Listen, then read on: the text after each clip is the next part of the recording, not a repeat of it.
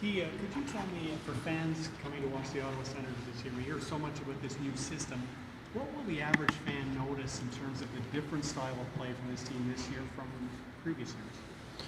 Well, first, it's not going to be an overnight thing. I'm not going to tell you I got a magic wand here, and after a few practices, all of a sudden everything's going to be rosy and perfect, and it's going to look exactly the way I want it. That's not reality. We've just had a few practices with our real team now, and we're getting better every day. That's for sure. Defensively, again, individually today we got better. A lot of details we got to take care of, and so there is teaching involved, and we'll get better as games go on. But for sure, we're trying to improve the defensive side of our game. That's clear. The number of shots we're given, the numbers above, to be able to deflect the opponent rather than be below and chasing them all the time. We want to make sure that we've got a great stick on puck to prevent the extra number of shots. Because if you look at the number of shots you give an opponent, if you give them over 30 shots regularly, you're looking at 3 goals again. So you got to score 4 every game to win in general, which becomes very difficult. So get those shots against is one thing we want to do. 2, we want an upbeat offense with speed and immediate transition. So we've seen that with our team now. What I haven't been able to do, which is usually something I spend tons of time on, is our offensive zone. And still today haven't been able to get there. So that's, to me, where I know eventually we'll be. We'll have a very dynamic offensive zone, lots of pucks on nets. I like to create chaos in the O zone. So then it opens up the D zone for the opponent. Then they get out of position, and then you get something. Because in the NHL, it's a no-space game. 80% of plays, there is no space out there. So that's where we're going to be at some point. Right now, there's a lot to be done, and we have to start with being able to defend. And hopefully the power play well, it was good in terms of scoring chances for last game, and it was good the previous game. We scored every game, but we gave away 2 goals. We were just little mistakes. But we're hoping to have a power play that helps us win games, and a penalty kill also. So right now, that's what we're trying to bank on. Be better defensively, defend as a pack, power play, PK, and of course we know we have a good goaltender, so we will have to rely on our goaltender while we groom this group.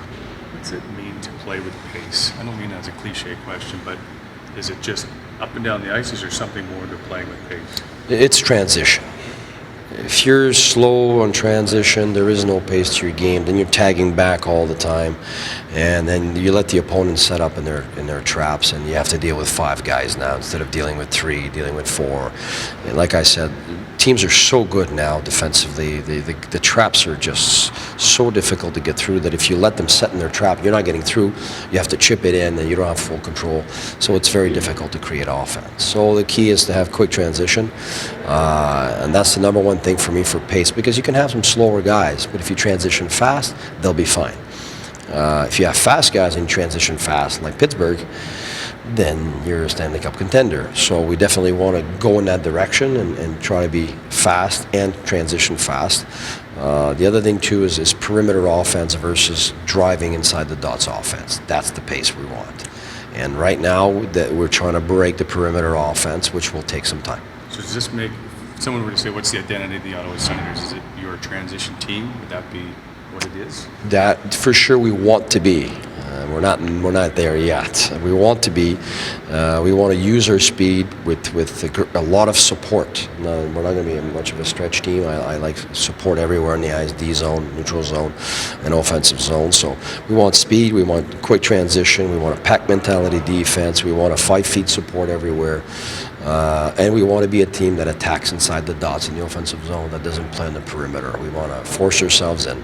So that's where we're going to try to be, and we will be. Just at the beginning, we'll need a bit of time to get it to where I want it. We're all interested to see who's going to be on Derek Brassard's left side. So today it's Zach Smith. You said you like Pajot and Smith together. Where do you see Zach Smith? Well, the thing right now is to start the first game of the year, where there's going to be nerves. We want to put the guys that are able to handle the jobs they're given, and we're going to go first game most probably 12-6, and Smith will be able to handle being on the second line because he did it last year. I say second line. We look at those two lines. For me, they're two first lines battling each other, like a 1-2 punch. And I think if you put other guys there, you're hoping. And I don't want to hope for the first game. Whatever we know can work, we use it, and the rest, I kind of solve it as we go along. So I think Smith has to be there to start because I know he will do the job. He's going to be able to handle the minutes. And as you saw last game, him and Boucher had a lot of drives to the net, and we need that. I think the question marks are more after that. It's you've got guys who had a very good camps, but to be able to plug in guys and say they're the ones doing the job there, we're not there yet. So I think that's where the trying out process will be. We will play with Peugeot. And so the thing is, MacArthur's out, and Lazar hasn't got clearance yet. He could get it in a week. In 2 weeks, we don't know. So I can't count those guys in right now. So those are two big holes that we need to fill.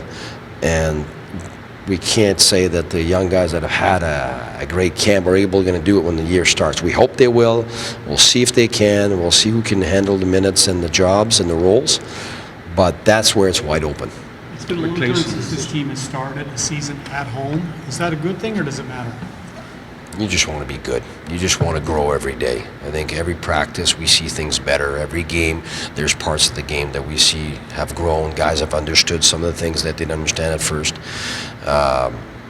If you have to choose, I've been on the road and won, I've been at home and lost, and I have the opposite too. So really, it's where your team is at that moment. And like I said, the fact that MacArthur's it's a gigantic hole. It's not just a small hole you're trying to fill here. Like, it's gigantic. It's a guy that can be on the top two lines, a guy that was clicking with Broussard, somebody that played on the power play on the board, which we don't have now as a lefty, a guy who played penalty kill, a guy who was a top-notch leader in our group. Like, we're not going to replace that now. It's unrealistic. So now is to reshuffle everything to see how we can come up with a lineup that can compete with 4 lines. That's the NHL. Like, you can't just have 2 lines. We need 4 lines, and that's where those guys will be competing on the 3rd and 4th line. Who can do the job there? Because I know Smith will do the job in our top 2 lines. I'm not worried about that. It's the rest now. It's the jobs are up for grab, and that will be the difference between us being good enough or not. Right now. Here today. Do you have any update on him?